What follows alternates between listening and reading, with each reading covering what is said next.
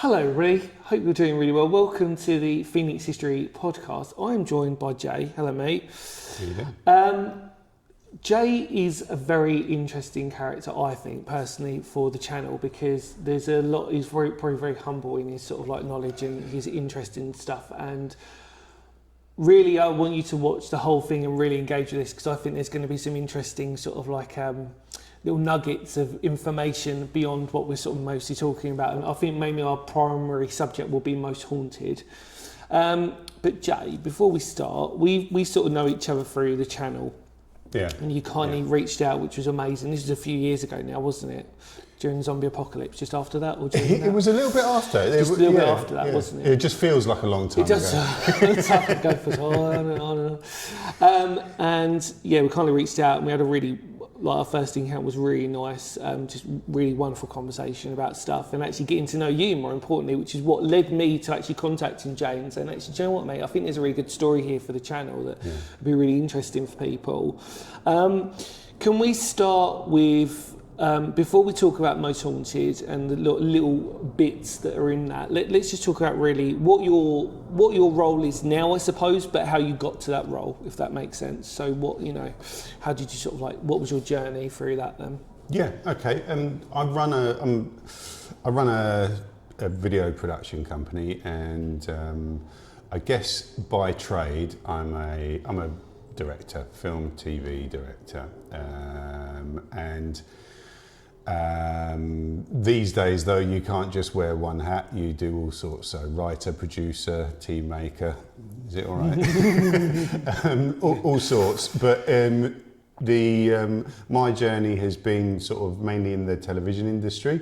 So, I started as a production runner back in, I think, 99 or 2000, working on scripted, serialised scripted productions. Was that what you always wanted to do? Was that something that really interested you in sort of like that direction, going through that sort of like? I always had a passion for any sort of visual communication, right? Mm-hmm. So it wasn't necessarily the TV industry per se. Yeah. I definitely wanted to be a director. That was what I was sort of working towards, because while there are lots of extremely talented cinematographers, costume designers, writers, I just didn't have the sensibility for that sort of driven specialism in one area. A good director is a kind of jack of all trades, master of none, and that's a little bit me. I like puddle jumping from one sort of area of expertise to the next, and I love, the best thing is working with people that really know their stuff, and working with great professionals in their particular field. So I always knew I wanted to be a video director because I wanted that sort of that control as over the final output of everything, to kind of execute a vision, if that doesn't sound too pretentious. But it very sort of over a period of not very long really, I went from sort of production runner level to being trusted to look after some small budget productions, and then build on that and gradually work my way up. So was this at a time when there was starting to see more independent TV, if that makes sense? Like, was that roughly around that time sort of thing? You know what I mean by that? When it wasn't, obviously we just had our main channels like BBC 1, 2, 3, 4, 5, and obviously that, and then you had like Sky, didn't you, which was the big thing. But then there was more independent channels starting to come up a little bit more, was there? Yeah, I mean Sky was well established when I sort of started working, and it was the first show I worked on was a show called Dream Team, which was like a sort of a football soap. I think I've heard Do you about remember? that. Yeah, I do really remember that. It's God, blimey, wow. Yeah, Yeah. wow. We used to film at Millwall's ground, the new den, and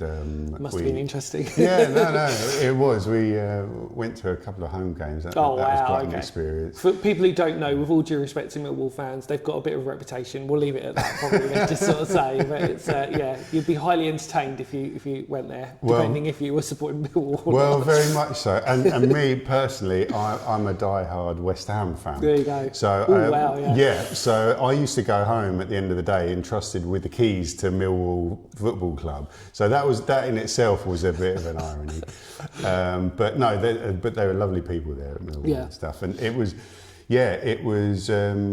Sky and all the sort of smaller channels were very well established. I dabbled after that in documentary and did some commercials, and by this point I was sort of established as a TV director and commercials director, and then went to work for Flextech Television, which is not a name many people would have heard of, but they would have heard of the channels that they owned, which were cable and satellite channels. They had Challenge, I think. Yeah, Challenge, still running, Trouble, which was a kids channel. Bravo, which was a sort of lads, men's channel. And of course, Living. Yes. Living TV. Yes, obviously Living, as we were speaking about before. It was really interesting. You said something that really made me quite curious in a way, because I can relate to it a lot, which is you were sort of saying about when you're in that sort of like field of expertise, as you sort of say.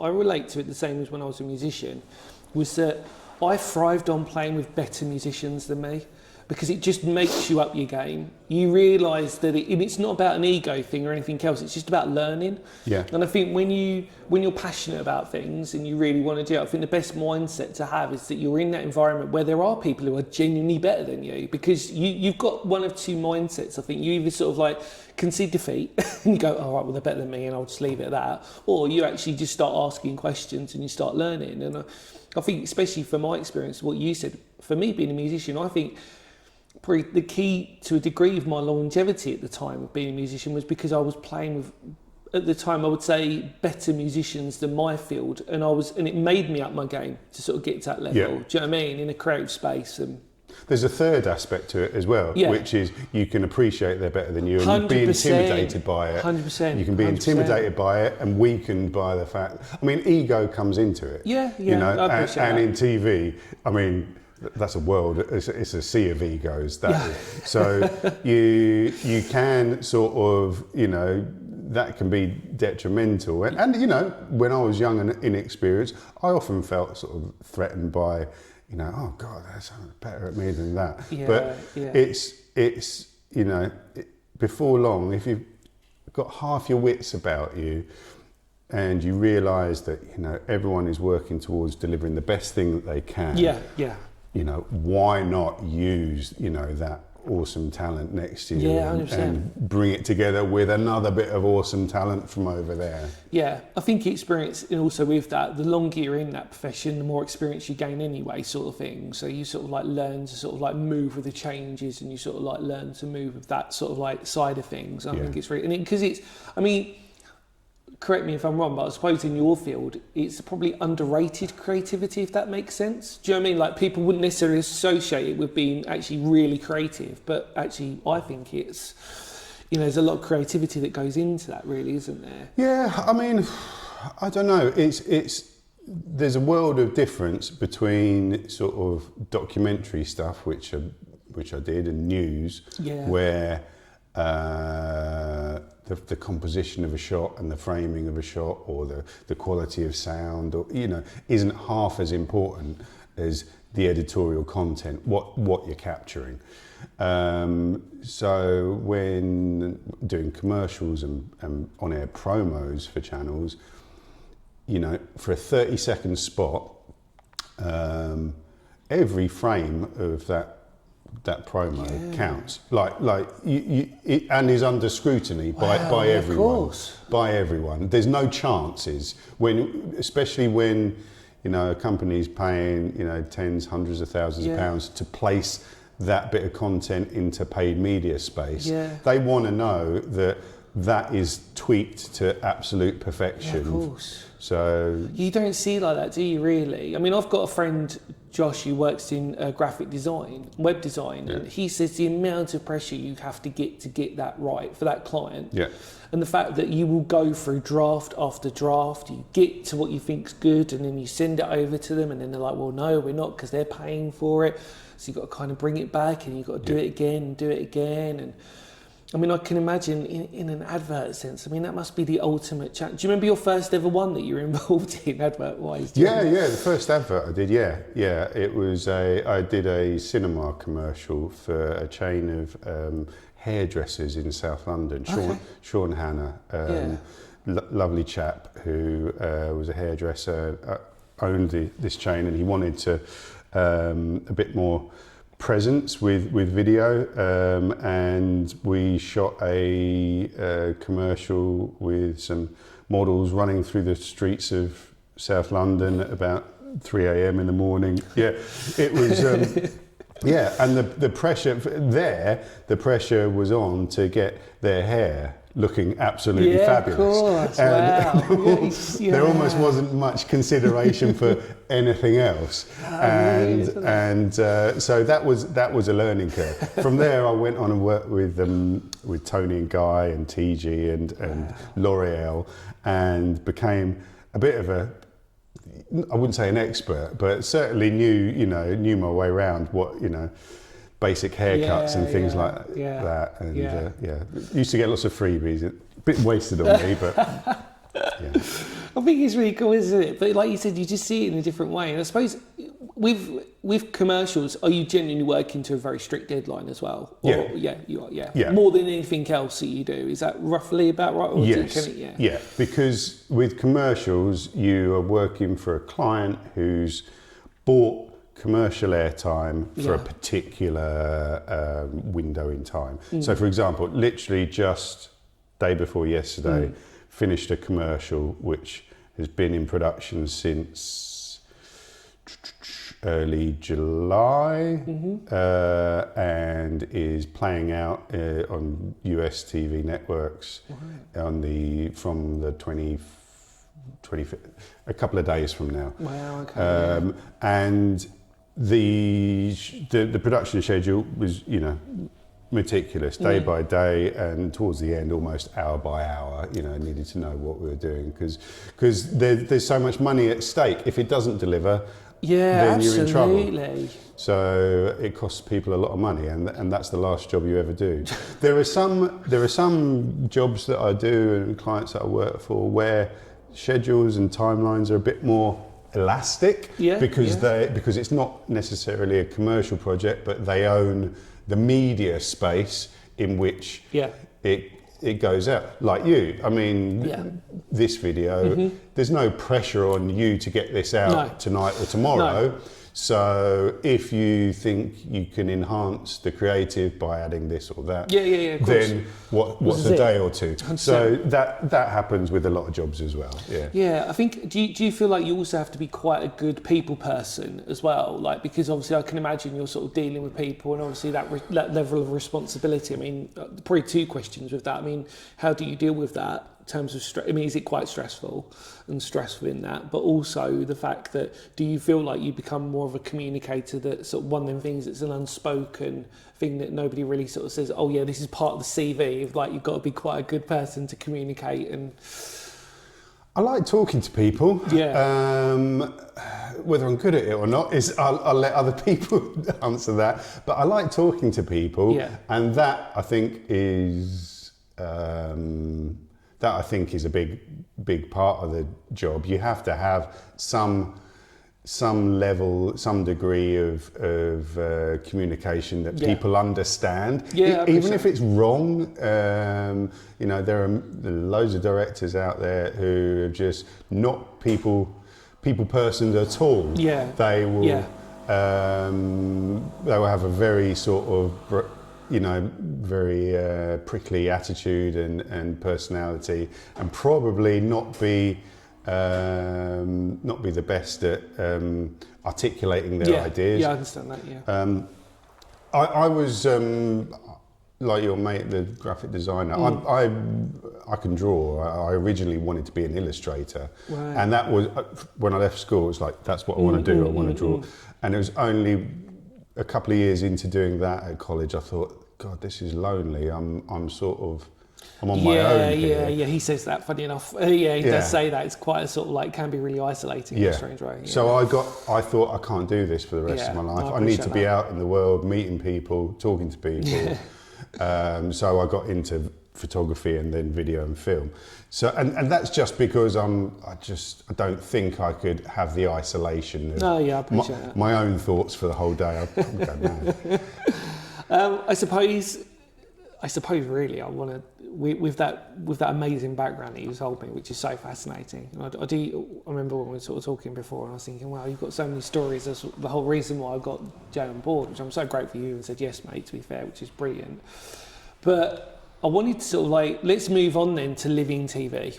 Let's move on to the main, I suppose, really main crux of like the episode that a lot of people are going to be really interested in. I'm assuming a lot of people will perk up their ears at this point, because this is quite, to me, it's really interesting, because we're talking about a different side of a certain TV channel. We're also talking about a different skill set, I suppose, in a strange way. Do you want to just start from the living TV side? So from the pre Most Haunted, let's just sort of say, moving on into that. So where did that all happen then? Yeah, so it was, funnily enough, it was almost, I went to work for Flextech, who owned the Living TV channel brand.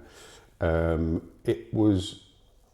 Are they like a distribution, or what are Flextech? They are actually like their own sort of like... it doesn't exist anymore, but Flextech was a TV broadcaster, which owned several channels. And they were new. They were fairly new. Were they, or have they been going for a while since before that? Do you know? Before I arrived, they were. I don't know how long they were around. Maybe 5 or 6 years, something like that. Yeah. I mean, they were purely in the digital, like satellite and cable channel space. But they were, at the time, they were owned by Telewest, and I think after that, Virgin Media, and then Sky ended up buying all the portfolio from them. So they were sizable satellite broadcaster with channels which sort of fitted different demographics of people. I get you on that one.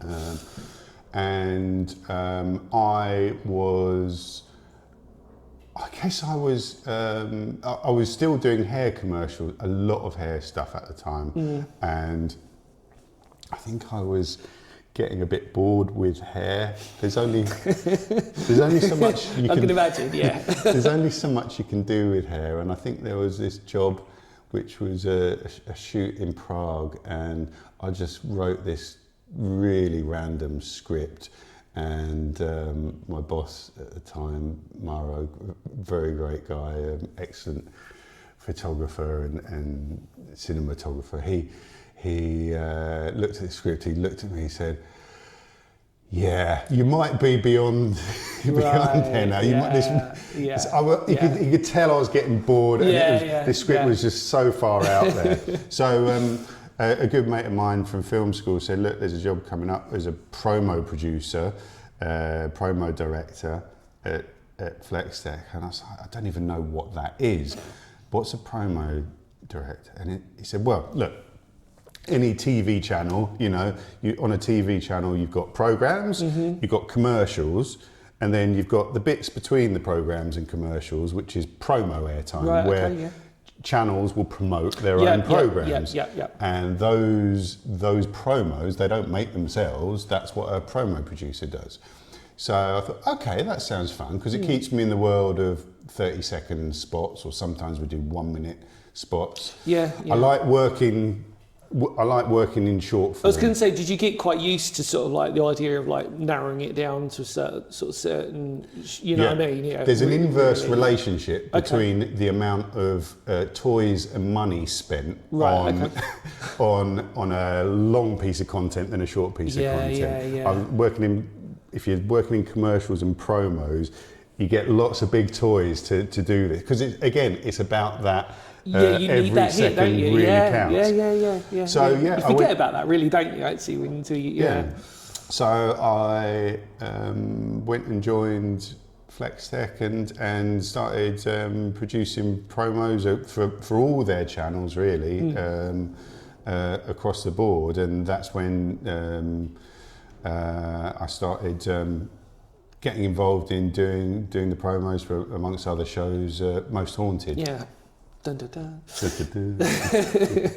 I mean, for people who aren't aware of Most Haunted, it had a cultural impact, I would say, quite strongly for a certain demographic of people that were probably not really, since I would say maybe, especially in my generation, Jay, without revealing each other's age, you're a slightly little bit older than me, but we're within the same bracket that we can relate to a lot of, like, the, you know, TV and stuff. But for me, I'd always said Strange But True was my biggest eye-blinking moment, and I think it was more to do with the fact that Michael Aspel was presenting it. I've said like a broken record, because I do think it really did. I was always I'd always had ghost books, and I'd always had these paranormal stuff, and obviously exploring even from a very young age. It's sort of all just the beautiful amalgam of history, paranormal stuff, abandoned buildings, and all this sort of stuff, and I really got into it.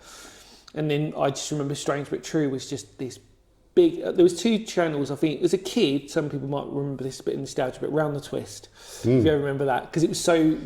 Paul Jennings, I think, whoever the writer was, from New Zealand, and that was just such a quirky sort of TV program. And Erie, Indiana was probably another one where they had these really quirky, like Round Twist was like this American program, had the best soundtrack ever, the best. That's what really comes to mind immediately. Yeah, it really does straight away.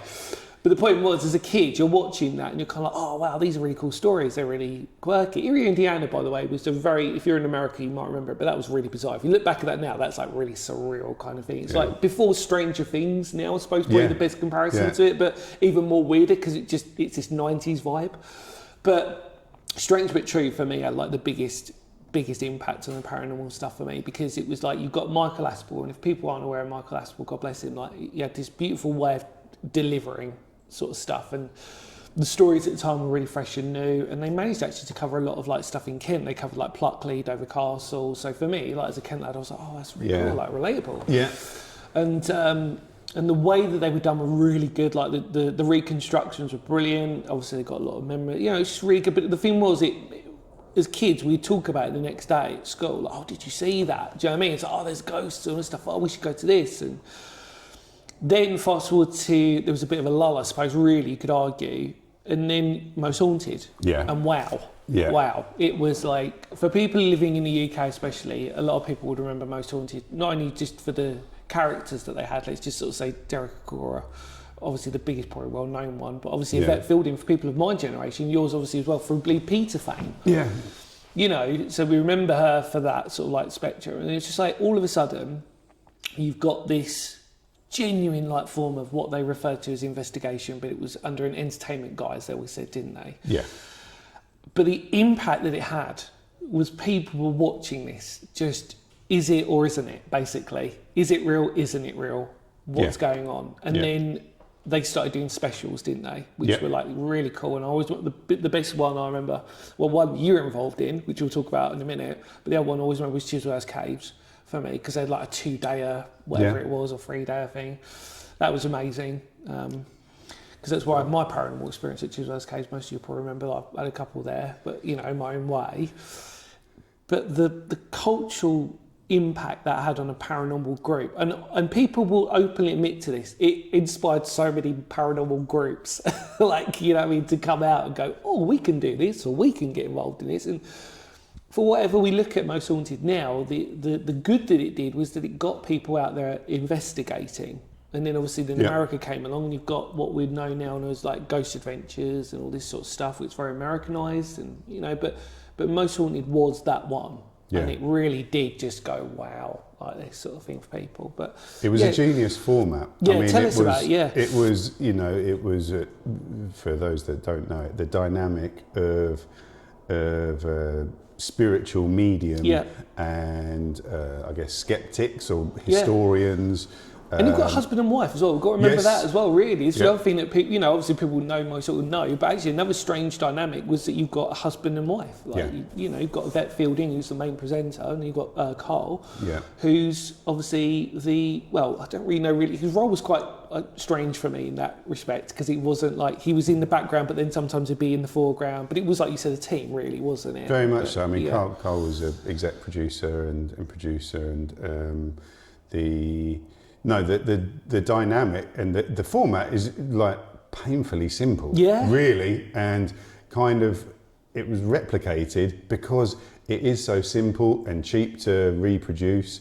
There's I think no- proof in the pudding, sorry to interrupt, Jay, Yeah. I think proof in the pudding is the fact that now you can go on YouTube channels and you see a lot of YouTube, similar ghost channels, almost mimic the exact, but the point is they can do it on YouTube. Yeah. They can do it with these types of cameras. It's just what I mean, like they can do it on a smaller budget and they make it look as if it was the same as Most Haunted. Do you know what I mean? Sort of thing now. So Yeah, and it was very engaging as well because there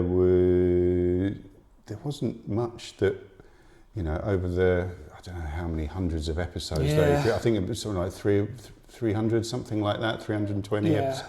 I don't know, but over all those episodes, there's not really anything that solid that was caught on camera. No. But it was that wasn't the point. It was kind of what wasn't captured in the atmosphere. Absolutely. And that was in that. Hitchcock is brilliant for his Suspense. his horror and suspense. Yeah. Not what's shown, but what's implied. Couldn't agree more. Could not agree more. And that with the combination of the night vision photography, Yeah. which in itself is otherworldly. I was going to say at the time as well, that must have been quite new, really, Yeah. in terms of getting it to that quality as well. Night, you know what I mean? Yeah, no, that was a good toy for Yeah. them to have. It wouldn't have been half the show if it was all in the dark, but it was all with torches. No, exactly, But that added another layer to it because just those shots of the greenish Yvette Fielding with her retinas sort of glowing white. That looks scary, doesn't it? Of course it does. Yeah. I mean, and especially like, for example, in Derek Aurora, who was a medium, people, if you know, you know, if you don't, you don't. But Derek Aurora was a psychic medium, or claimed to be a psychic medium, and he had a spirit guide called Sam. And his dramaticism, let's just say in a polite, neutral way, the way that he'd feel like he was possessed all of a sudden, was quite, when you first didn't, again, talking about the time that this came out, when you first saw someone like that, who was all of a sudden just possessed, it's quite shocking at first. Because you're just like, oh wow, or he turns into this, like a voice all of a sudden emanates from him, and it's just, and again, it's like, at the time, it was quite like, wow, okay, this is different. Do you know what I mean? Like even more beyond. You know what I mean? I think that was the thing that Most Haunted did that I really appreciated, was that they almost looked too far in the future for that channel. That they'd got enough. Do you see what I mean? Like in terms of, if you looked at it on a basic principle, if they didn't have a medium, they could have probably just done just well as a team, just investigate, like Ghost Adventures, I suppose now. Yeah. But the fact that before any of that, they literally got this perfect difference of team that literally could set them apart, so that when Derek Aurora left, they could get another different medium in, and all of a sudden you've got a different dynamic of someone who's coming in, and they're a different type of person that they bring into it. Different skeptic, for example, like when Kieran O'Keefe joins, who's quite more rigid about his sort of belief and stuff. All of a sudden you're like, oh wow, okay, like, you know what I mean? So Derek, well, all the mediums brought the drama, and that would have been new and quite arresting for a lot of viewers. Yeah. Certainly, the only place you would have found space you would really have found for spiritual mediums prior to that would have been the sort of event at the Working Men's Club or the Village Hall that your nan went to, or in movies in Hollywood. Yeah, because I remember like you had Colin Fry, who did his own. They started to do those certain they almost look like Jeremy Kyle shows, but It was actually a little in a bit weird, like wasn't that. it? It was You've got like this audience, and then Yeah. you've got them sort of coming in. Colin Fry was always probably the most popular one from my memory, because he was just so bizarre, but the way that he interacted with the audience was quite. again, I'd never seen anything like that. But before. but that was quite sort of sanitised and studio audience. Absolutely. It was like a sort of chat show feel. Yeah, that was the thing about it, wasn't it? There's something about taking it out into the woods or out into the world, which a lot raw, with Most Haunted, a lot rawer and dirtier and rougher and texture and weather, and let's not forget the impact of movies like Blair Witch, which absolutely at the time, completely sort of brought this lo-fi filmed approach. The best thing that I never will ever forget is about Blair Witch, because it was like literally one of them horror films of my generation, was that I remember, some people might remember this, another little memorabilia or whatever you call it, that they sold T-shirts of missing of the characters, but they made them look like they were real, and then in a tiny little font at the bottom it was like Blair Witch, and that was it. But if you looked at it was like a missing T-shirt, missing persons T-shirt. You're like, and then you started to question the film, like, oh, actually, is this real? Or like, like really clever production. I just remember those T-shirts. I just remember them. That's great. That's what they wanted. They had a fantastic marketing strategy. They didn't have the big bucks that most Hollywood movies have. So they were one of the first really successful sort of viral marketing campaigns, which had this ambiguity of, is it real, is it not? And it got discussions, it got people talking about. And all of a sudden you've also got these like spectral cameras, you've got these new gadgets, let's just put in inverted commas, that people had never been seen before, EMF meters, all this sort of stuff. And again, we can debate for another time how useful they are in a paranormal world. The point is that all of a sudden you've got this Ghostbusters type of vibe on top of that, where you've got these like machines that are meant to record or at least capture that on top. And I actually, I still think that when you looked at it, it was entertainment. I think the only downside for me, when you got into them, was it was very first person, or like, it was, the camera's always looking at them more. And sometimes, obviously, we got really excited if they heard a noise. You kind of wanted the camera to look over. But like you said, it was normally in a dark corridor and whatever, but added to it, I suppose, didn't it? Well, you wanted the camera to move around and see more, but then that sort of, the look of terror or uncertainty on their faces, just that heightened the tension. And I say nothing was ever captured, but of course there was. You probably remember at the time the phenomenon of orbs, which Well, that's really interesting you saying that, because that was a new thing that people had never really discussed about orbs. Like some would be dust particles, but then there were genuine things at the time, we've got to put this again in context, at the time, that genuinely were like, what is this? These are all, I've never heard of these before. I've heard of lightning orbs and stuff like this, but in a paranormal sense, what's this all about? So many new, it's really new. When we talk together, it genuinely makes you reminisce and go, God, there was so much. It was genuinely that pioneering, that there really wasn't. This also before YouTube had really sort of got into its sort of full swing, really. Definitely. It drew, for a small satellite channel, it drew huge audiences. So I don't know about the regular recorded episodes, and I used to make promos for those, and the promos for those were, we just used to edit episodes, and that sold the show itself. You had a good little montage of Ed and Derek and investigating, and then had a scream in there somewhere. 30 seconds, job done. But then they got into the specials and the lives. So Most Haunted Live. That's where because I was a shooting director. That's where they got me involved with the promos more, because for a live, that's in 8 weeks' time. There is no footage to edit with. You have to go out and shoot something to sell the idea of the live. So that's where, and those lives, they used to draw, well over a million viewers. Well, it was an event. Massive. It was literally an event, wasn't it? Do you know what I mean? And most of the time they would do them at Halloween, weren't they? That's right. I mean, they were really playing on the idea of, well, not playing, but using their nails to sort of really play on the idea that it's Halloween and everything's going to be a bit more and like this sort of thing. So, I mean, for you, just going back a little bit with that, because I'm really curious, When you got told about Most Haunted the first time you sort of see, did you genuinely look at it and go, oh, right, this is a winner? Do you know what I mean, sort of thing? Did you already realise that it was kind of like, oh, this is actually a really good, you know what I mean, by that clever idea or not, or what? What were your feelings towards it when you first sort of like came across it? When I first came across it, I thought, what is going on here? I think I was overwhelmed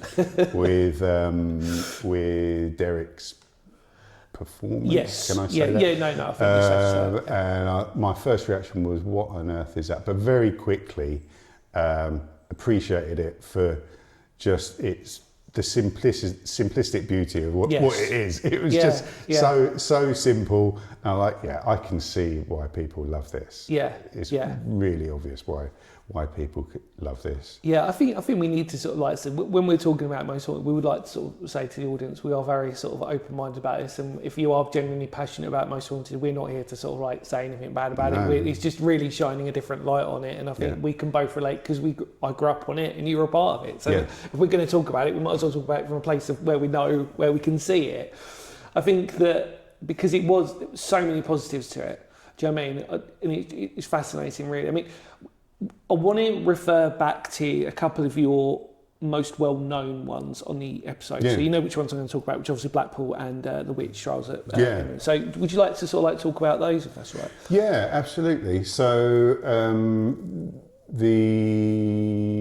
I'll sort of start backwards. Yeah, go for it. Because with the Blackpool one was a 1 hour special. Yeah. Where we were asked to make a promo for Blackpool Live. And when I first got the brief, I thought, okay, we were asked to go to Blackpool Pleasure Beach. Mm-hmm. I had no idea about history of hauntings at Blackpool Pleasure Beach. Mm-hmm. And when you go and shoot a promo for a live, you know, certainly I want to be relatively meticulous with my research and figure out what it is about the Pleasure Beach, what are the likely stories that they were going to cover. Yeah. So it was a bit of an indication, a bit of a teaser as for what was to come. That was the whole point of a promo. But I could not latch on to one really juicy sort of haunting story with Blackpool. Mm-hmm. So, and to be completely honest with you, I didn't even follow up and watch the live when it went out, so I'm not quite sure what the stories were.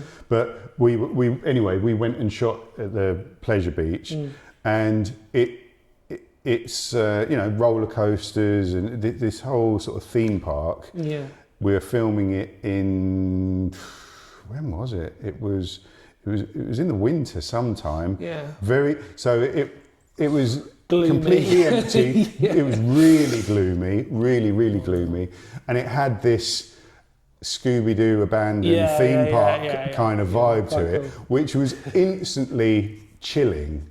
So I believe we made a prop clown which turned its head on cue. Okay, cool. We had some Blackpool Rock with Help Me. No way! Oh, that's so cool.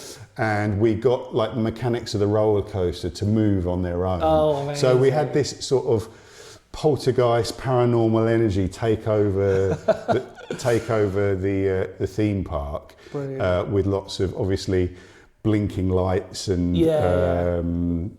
blinking neon and stuff. And it was really fun, and that was sort of the first. I guess that was a moment I realised. Do you know what? I really like making film and video that scares people. I love it. It's such good fun.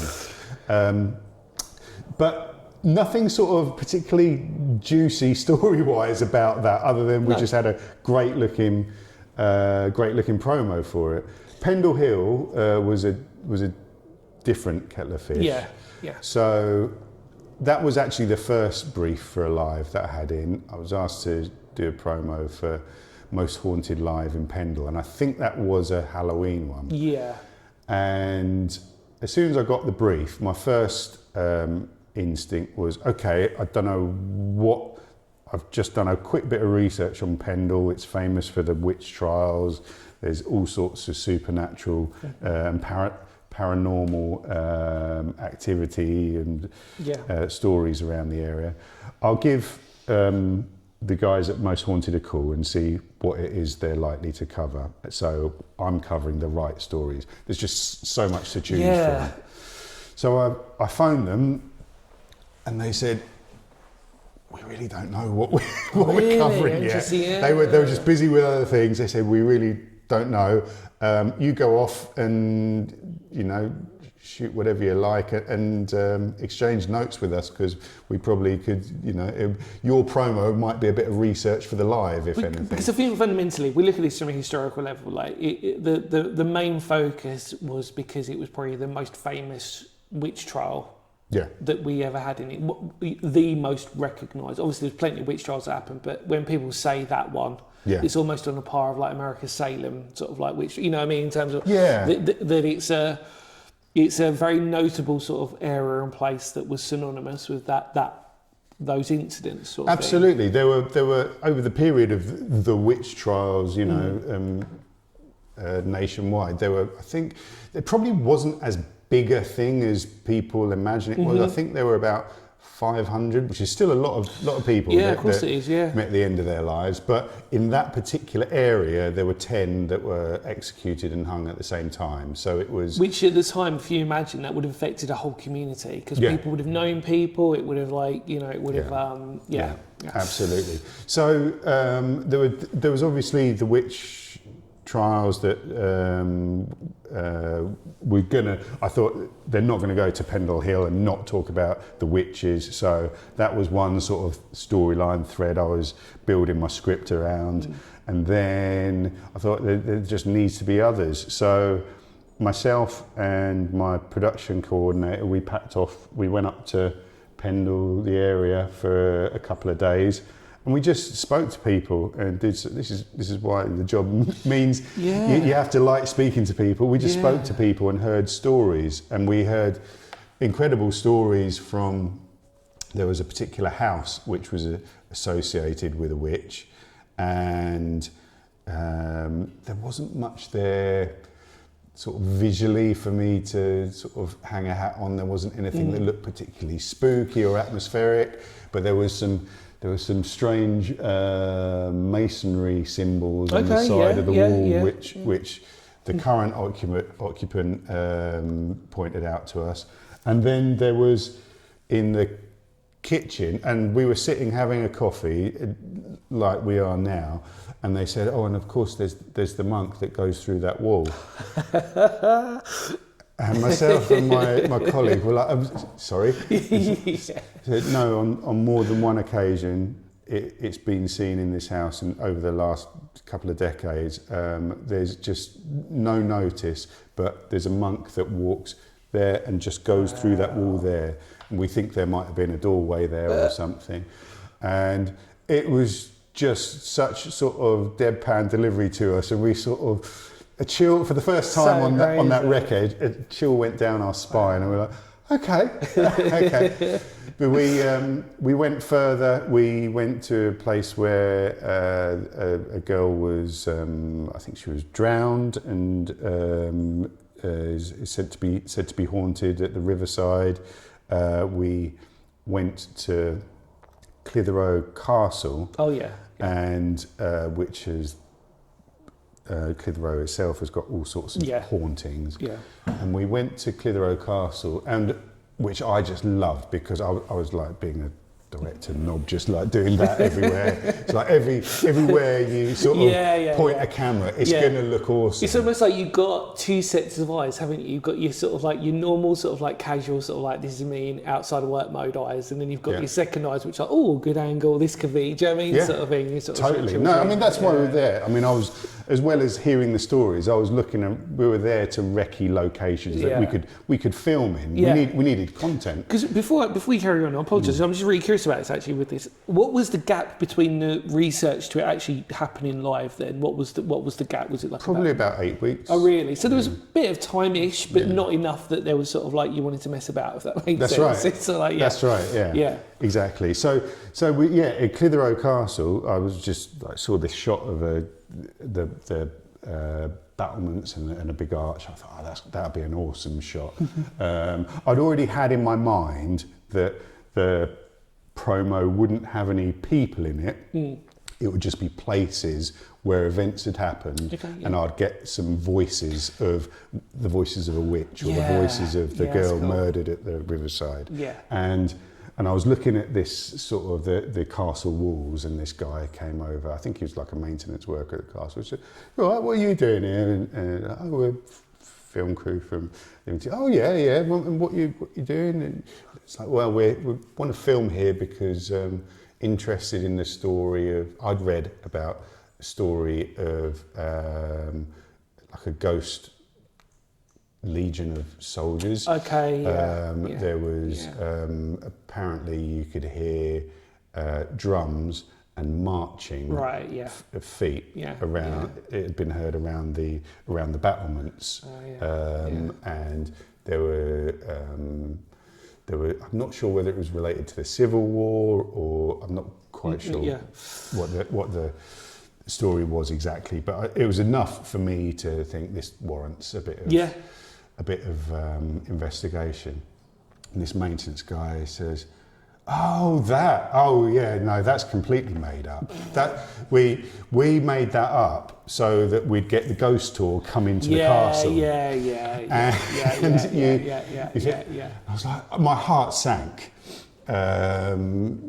Clitheroe, lots of ghost walks and ghost tours. The castle wasn't getting a sniff of that, so they developed this legend of a ghost regiment marching around the battlements, which was like, that was a real buzzkill for me. And I spoke with my colleague and said, look, ultimately that's what this guy says, but it's such a great shot and it's really atmospheric. Let's just do it anyway. You might just pick up something regardless, couldn't you? Yeah. So we shot it and we made the promo, and it had the shot of Clitheroe Castle and a voiceover saying where my regiment marches still, and there's lots of drumming and atmosphere.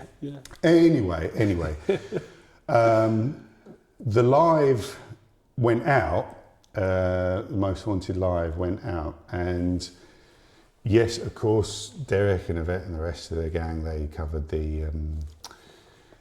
the witches, but they also went into Clitheroe Castle. And in Clitheroe Castle, Derek paused, and I can hear drumming, I can hear marching. Wow, yeah, I know. Oh, wow, that was definitely a moment where I thought, yeah, Derek, can you know? Yeah, we know, mate. Yeah. But what happened to him was, Well, this is it, yeah. But I mean, it's so fascinating you telling me that, because I know we spoke about this before. Like, and it's just so interesting because it's like I just think to myself the intricacies and the details that you don't see from a show. Do you know what I mean? Like you normally just see like the show for what it is and you sort of appreciate it, but you forget about the promos and you forget about all the little hidden history stuff that you have to research and stuff like that. I mean, did you give them like pretty much when you were doing this? Would it be like a full rundown, the research you sort of covered? Was it and it was up to them really what they wanted to do, I suppose. Really, wasn't it, or was it like, or did it genuinely was like, no, this is actually part of this?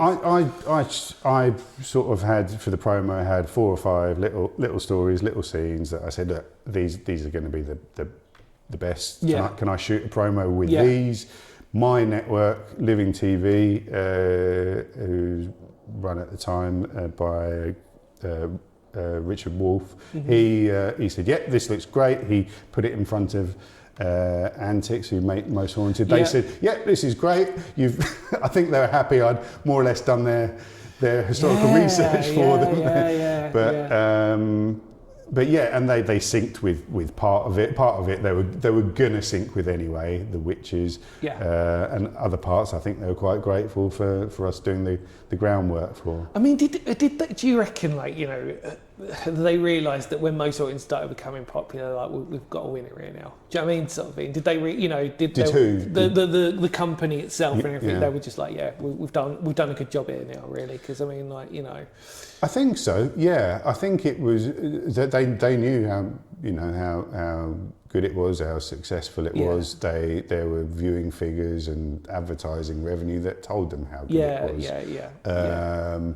And with something like that in the world of TV, you you want to repeat it, and you've got the difficult sort of dilemma of how do you exploit it, keep it fresh without it kind of going stale. Yeah, because I think actually what's interesting is like if you were to compare it to Ghost Adventures, I don't think we should, but if you were to, I mean, like Ghost Adventures do like these one-off special documentary types of ones, and they do like these aftershock things where they revisit. But Most Haunted was pretty much apart from doing the lives, really, wasn't there? And there was some specials. Yeah. There wasn't really much else. I don't know if you could do, I suppose, really at the time, reach outside of that box in a strange way. Could you? I don't really know, but I mean, Well, like, you know, there would have been sort of conversations about, do we want to change it? Do we want to mix it up and go in a different direction? There is a, if it ain't broke, don't fix it mentality a lot in TV. And again, like I suppose, like when you've got such strong characters like Derek at the time, and if he leaves, there's that gamble of like, well, are we going to gravitate to the next new psychic? You know what I mean? Or like, 'cause you had like Ian Lawman, for example, and all those types of people. There were 4 or 5 that interchanged over the years it was airing on Living. I'm not saying it's like a popularity thing for people, but sometimes when you've got such strong characters, even in the team itself, you know what I mean? Like, you know, when you swap and change and stuff, you do run that risk of like, well, it's like a boy band, isn't it? If like you really gravitate to that individual, but then they've left the band, it's like, well, how much do you really want to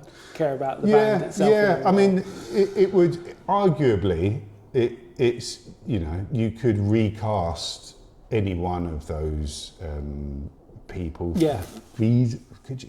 Yeah, I think you could. Yeah. As long as the dynamic is true to that, you know, that blend of characters. Yeah. If it was the spiritual medium, the Derek Acorah, brings the drama. Yeah. That's not half the show it is. No. Without. 100%. Without, it might be vaguely interesting, but with the Derek Acorah, you know, when he's there and he's standing there, and especially when he's quiet for a bit, you know something's about to come.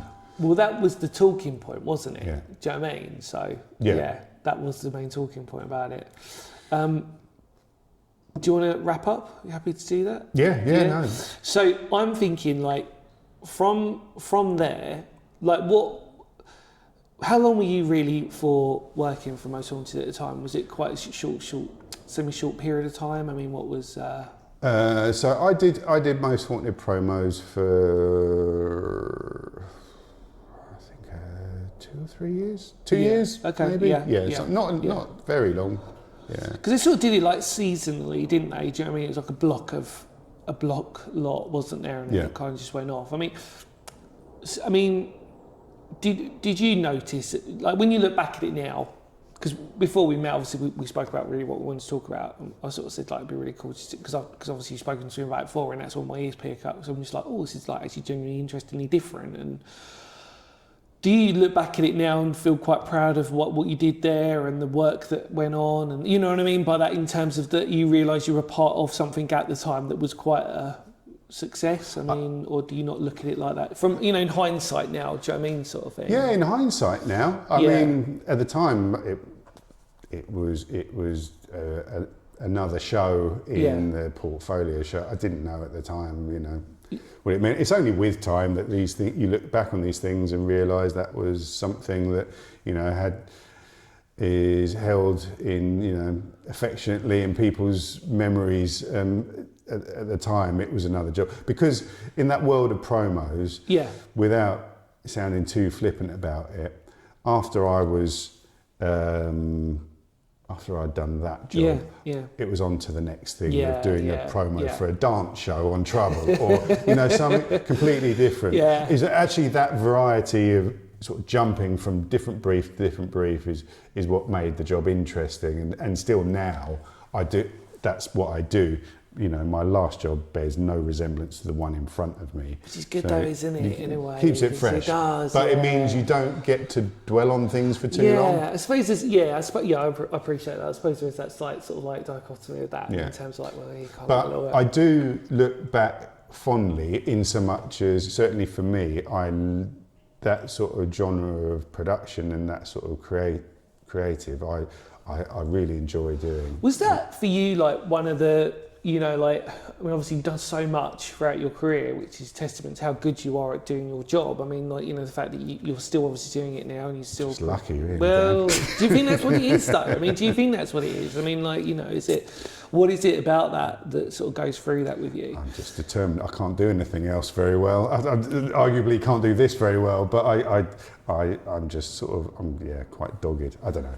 I'm going to dog Jay in a little bit, but in a beautiful way, that he was a bit worrying about what to talk about, but I'm just dogging him in because I think he's so interesting. I think everybody else out there is going to agree as well, and I'm sure there'll be people in the comments below that are going to say some really wonderful things and probably pick your brains on the comments. I'll message you when it comes out, like, oh look, by the way, check this out, you might have to answer this. Yeah, no, happy to. But I mean, like, because I'm just so grateful anyway, because I mean, like I said, you know, like I said, a year or two ago, and obviously you messaged me out of the blue and on an email, and it was really nice to sort of like meet up, and because we're sort of semi-local to each other, we were before I moved, but I mean, like, it was really nice to sort of converse with you and just sort of get an idea of a different world for me. Do you know what I mean? In my amateurishness of like how I do things these days, and I desperately try and make my videos, the exploring videos, more and more sort of like, cinematic's quite a strong word, but make it more of a story, if that makes sense. Yeah. And I said, I look at your stuff and I was talking to you, it's just quite nice because it's inspirational in a weird way that you sort of go, oh, all right, you know what I mean? Like, no matter what, you just got to keep sort of putting it out there. I mean, for you now, I suppose, like, does YouTube play quite a big part in a lot of things for you now? Yeah. It's just the thing. Like, yeah, it is a big part. I mean, it's for a lot of the stuff I do, it's kind of just another channel. I work mainly quite commercially, and it's another platform and another channel to get a message out for, be it a broadcaster or a brand, but it does play a big part, and the way that people engage with video now is different. So you have to. We're much less in cosy confines of people's living rooms on a TV screen, and much more on that. I remember last time we spoke, I remember a really good conversation that we had, which was obviously it's reducing our attention spans as well. You know what I mean? It's like people don't necessarily want to watch. I mean, podcasts are an exception to a degree because you want to sort of like listen and you want to watch. But I think actually anything else, you know, you always got to really try and people's attention spans just sort of shorten these days. And I think it's because there's so much variety that you can just sort of go, oh, don't like this, find something else. Definitely. You know, the ease of doing that. Definitely, but there's still space for taking time out to watch something. Yeah. Because sometimes, you know, with the attention span thing, with TikTok or whatever, sometimes it can just feel like a chore. Yeah, no, I appreciate consuming that content. And people still do want okay, I'm gonna watch this on Netflix or Prime or whatever, and people do still make space to sit and engage and switch off to everything else. Yeah, I remember when we first met, and I always said to you, like, my biggest worry about my channel was always that, you know, like, when you've got a big site to sort of document, let's just put it in, you know, when I mean document, I mean like try and film as much of it as possible within a historical context. Yeah. Well, it's quite, you know, for me and for certain people, that's quite interesting because it's a historical sort of basis that they want to see all of that. But some people, a lot of people, I'd argue, probably don't really, they want to see I always sort of compare it to a cake in a strange way. You enjoy the eating of the cake, but actually to make it is quite a sort of different thing. And do you really want to spend time watching someone make that when you just want to eat it? Does that make sense? I know it might be a weird analogy for some people, but if you probably do like YouTube, because you get into that point of like, do you know what? I've just spent like freaking, if you take on travel and everything else, you spent about 12 hours making that video in total with the travel included and filming for like X amount of people to watch it. You're like, oh, great. I think it's just about where it goes. Yeah. The difference between the making of the cake and the at the extreme end, the sugar hit of the cake. Sorry, we might be stretching analogies here. That's okay. But the difference between those is just meeting your viewers where they want to see things. Some will just want the top line, bang, give me the headline, and I'm good to go.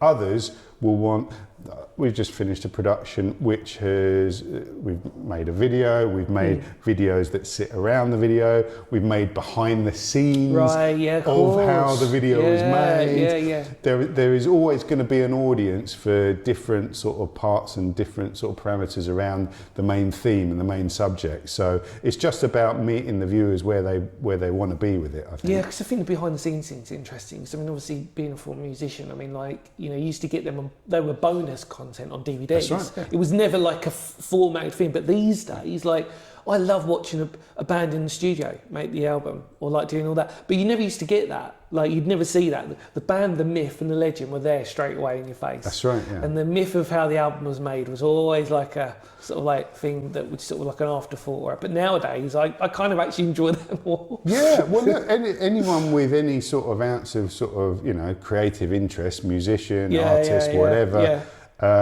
even like anyone without creativity, but with in a traditional sense, but with sort of scientific or engineering people that take things apart, and people want to see how things work. Pulling back the curtain is that sort of secret knowledge. I think that's probably one of the things that maybe if we referred it back to Most Haunted was never really done, was it? Because it's a paranormal thing, you don't really want to pull back the curtain, so, you know, and I think that's quite interesting to do that. But I mean, like, I just find it so fascinating. I really do, mate. I mean, is there any, to end on the podcast, I mean, would there be any bit of advice you could give anybody when it comes to creativity and making their own videos that you'd sort of like give out there as like a sort of go-to sort of thing about like maybe a mindset or maybe like, you know, a way of thinking about things? I mean, is there any bit of advice you could give out there for people? Maybe something you've learned along the way that's probably been quite a sort of like thing that you've gone, oh, actually, do you know what? Like, yeah.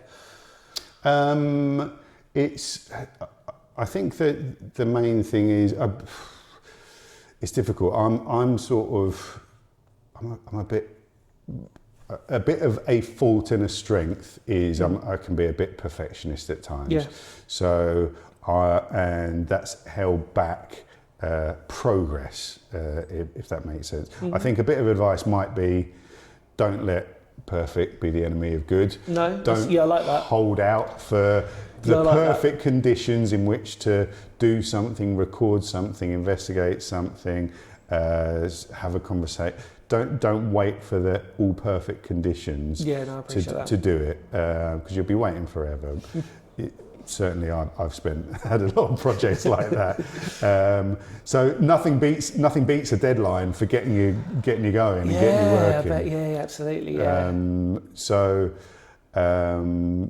you know, that's how a lot of my world and my life is structured around deadlines. And I think, you know, don't strive for perfection, strive for authenticity and honesty. Yeah. If you're trying to be something you're not, or you're trying to emulate, then that's not going to be half as satisfying couldn't agree more. Half as engaging as doing your own thing. Yeah, I mean, I always get told off for me, like when someone's on sort of like, oh, you know, like maybe I should leave that bit on or not, and they're kind of like, yeah, but they want to see you. Do you know what I mean? And you forget, because like, especially because of me, like, you know, I don't have a lot of confidence in terms of like my own ability within that. You know, I'm quite comfortable in being creative and doing whatever. But sometimes I'm just a little bit worried of like, you know, like I said, it's that, like you absolutely see, it's like there's a balance of perfection. It's like, how much do you want to make this a little bit more different? But also, how much of that do you sacrifice for yourself? Yeah. Do you know what I mean? Like, how much of a mask do you put on, I suppose, in that respect, to sort of like go, well, okay, this is how I am, but actually deep down I'm a little bit... Yeah, well, there is that other thing that certainly in TV and film world, the audience don't see outside of the frame. Yeah, and by 100%. that, I mean, they don't care how expensive that shot was to set up, how, unless you are doing behind the scenes stuff, of course. Yeah. But if it as part of a piece of storytelling or part of a piece of communication, you know, actually, what is it? Just tune in to what is it about this scene, this shot, this interview that is interesting, that people are going to find interesting, and get other people's thoughts on that. You know, don't just go off your own instinct, you know, bounce things off people, you know, talk to people you trust and test things. But people don't, you know, you might feel compelled to include this or that because of the effort it took to set it up and create it. If it doesn't add any value though, if it doesn't help the story or help the message, then be prepared to bin it. You know, be ruthless. I with love your own that. stuff as well. I really love that. Final question. Because actually, it's just something I should have asked you before. Because I'm really curious about this. Obviously, being in the field that you're in, I'm going to really jump this one on you. So I apologise because it might take you a bit of time to think. That's all right. But it's a typical one. But it's like top 3 films that you think are like really or that had a big impact on you. Let's just sort of say that. And then the other question is top 3 TV shows that probably had quite an impact on you. Don't have to be in any order, or just anything like that. Sorry, I know I've put that on you a little bit. But just, was there any films that really made you go, oh, that's kind of like, you know what I mean, sort of thing? That's Blimey, right. You might have to do a little time-passing montage here because I'm constantly asked about top 5s and top films, and I don't look at it like a top. Yeah, just sort of right. like, you know, because to me, my biggest ones have always been any Sam Mendes film. Just because I love his cinematography, and any Wes Anderson film. And I know it might not, Wes Anderson's probably a bit controversial in terms of the movies might not be that great, but the detail is just so like really cool. No, well, look, it's certainly for sort of the kind of promos and stuff we've been discussing, the Blair Witch sort of franchise was you know, a big influence in and to a large degree Hitchcock, big influence in what I like about filmmaking of that kind. You know, it's not necessarily what you see; it's the implication. That's very psychological. Yeah, psychological. Really, with Hitchcock, I mean, I love his stuff. Yeah. But it's like, wow, like simple concepts, but like you absolutely said, the way that it was sort of like edited and filmed. Absolutely. Like, wow. I mean, like if you imagine if somebody said to you, right, we're going to do a film about birds that just like attack, like whatever, ain't going to sell. Yeah. But the way that it's done. Yeah. And to a large degree, I guess it's sort of more or less anything by I'm a huge David Lynch fan, and he's not, you know, he was prepared to, you know, go into very dark areas and really sort of revelled in sort of pressing the buttons that excited the darker parts of humanity and I think he's absolute master at making the audience uncomfortable and unnerved. He's very high on my list. He's not necessarily horror in a horror way that we'd associate. Again, very psychological. Do you know what I mean? Like there's elements of his stuff that I looked at. I'm like, oh, okay. Yeah. You know what I mean? Surreal, weird, and everything in between. I suppose really quite a lot. So I love anything that David Lynch, like the Twin Peaks, and even like the first, like his early stuff, the Razorhead, which is I love, but so odd.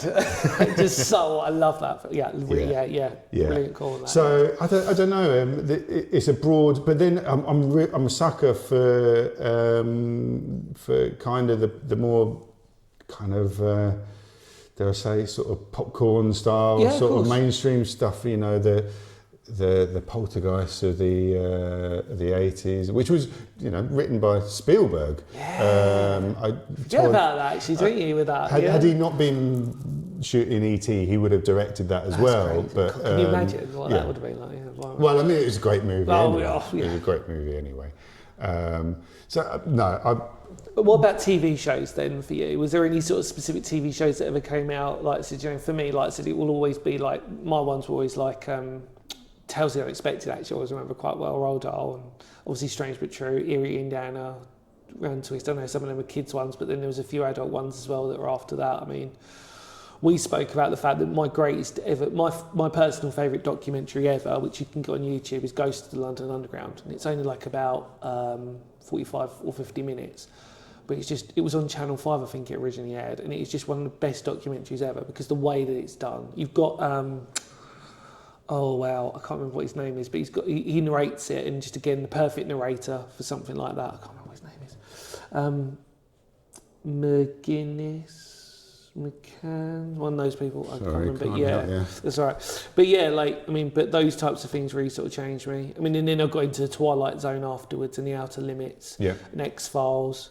I mean, the X-Files was a bit a lot of people of my generation really appreciate it. I was a little bit like, well, sort of like, it was all right, but yeah, look at it now, it's quite dated, I think, in a weird way. Well, but, but funny enough, actually, in a strange way, I love watching the black and white versions of Twilight Zone and stuff, because actually they're kind of eerie for being black and white. Do you know what I mean? The way that, you know, brilliant. But yeah, was there anything like that was really not TV-wise? In that respect? In TV, not particularly. I mean, I was a big X-Files fan, and Tales of the Unexpected as well. It was there was a bit of a revelation with Tales of the Unexpected, because I when I was a kid, it was always like, you know, adult viewing, and I then as I grew up, I sort of watched a few episodes and thought, okay, this is interesting, and this is Roald Dahl as well. What's going on? I know. Roald Dahl, what an awesome storyteller. Again, like David Lynch, weird parallels here between Lynch and Roald Dahl, but probing the sort of darker aspects of human nature. Do you remember Jim Henson's Storyteller as well, which had John Hurt in it? Yeah.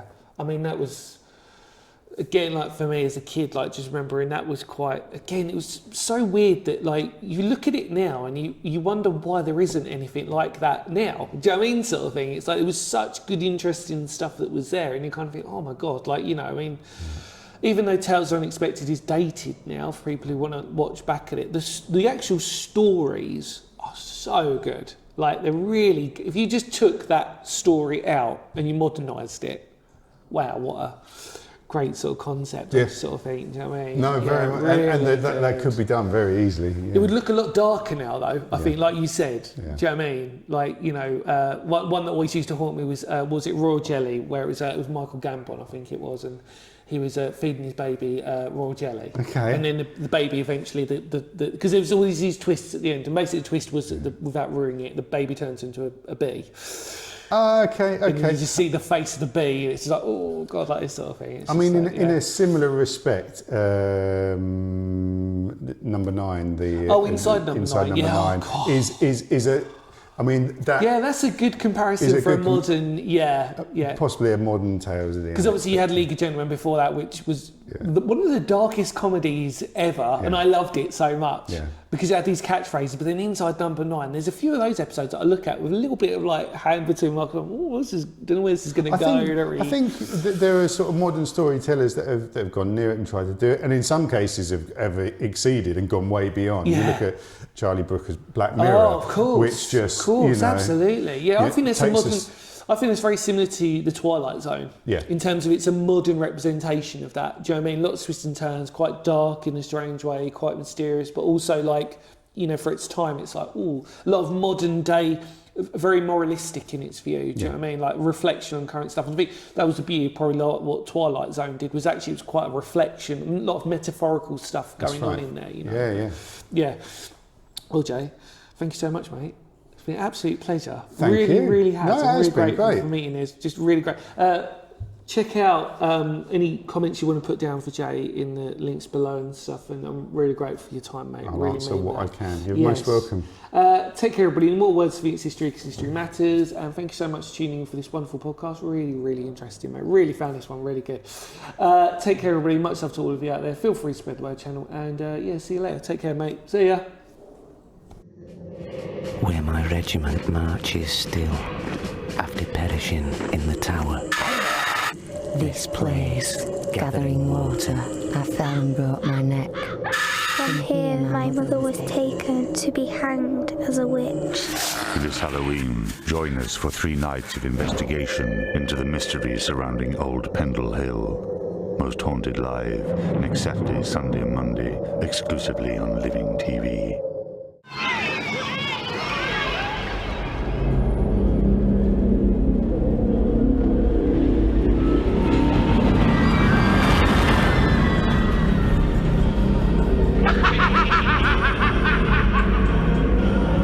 Join Yvette Fielding and Derek Acora for 3 nights of paranormal investigation in Blackpool.